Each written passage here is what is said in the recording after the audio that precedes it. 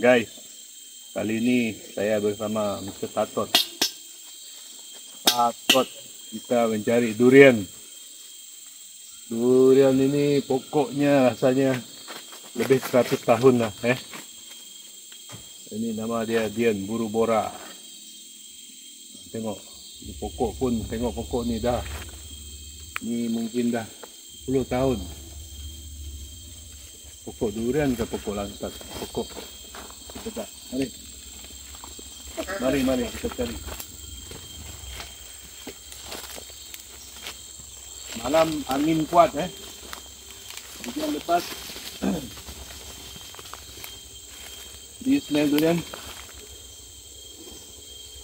Ya, ada bau durian. Hari ini kita pakai kuali. Terus mau masak dia. Mau rebus dia. Mari kita tengok.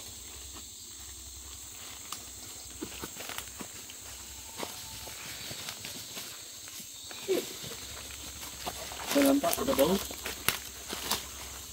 Ada satu. Ini satu.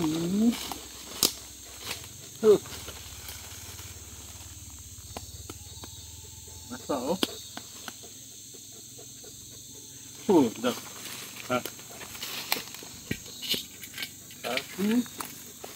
Cari lagi. Ada bau dekat. Ini tongun topui guys. Tongun topui. Jadi kalau mau tahu pokok durian ini berapa lama dia sudah hidup, kamu tengok dia punya banir. Dia punya banir ini, dia punya ketebalan banir dia dalam 10 inci. Dia punya akar pun memanjang jauh sampai sungai. Ranger, Apple, why you find durian? Do you find durian? Okay, go, find, where, durian. Go, where is it? Find, durian, where? Come on, go. Durian, find. Durian. Ranger, come on. Ranger, come on, find durian. Where? Oh, here. Ada satu lagi tu.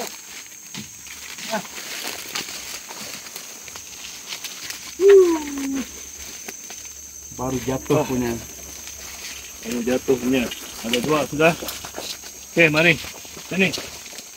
Mari.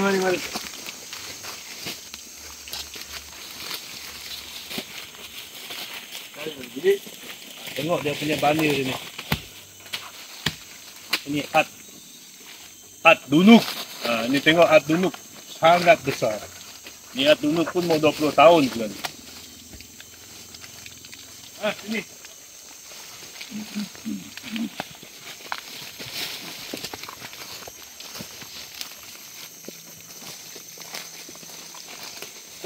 Satu lagi tuan.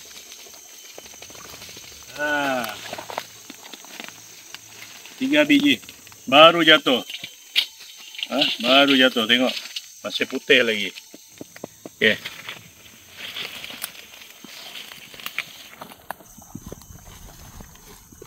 Hati-hati Tot, gila Tot.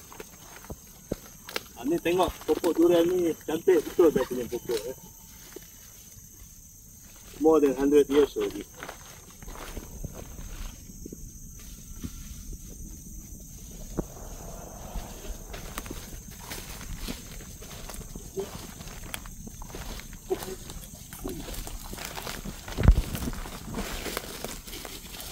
Okay guys, so cakap ini saja misi mencari durian hari ini.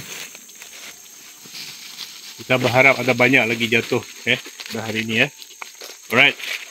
Okay, see you again. Thank you. Ciao.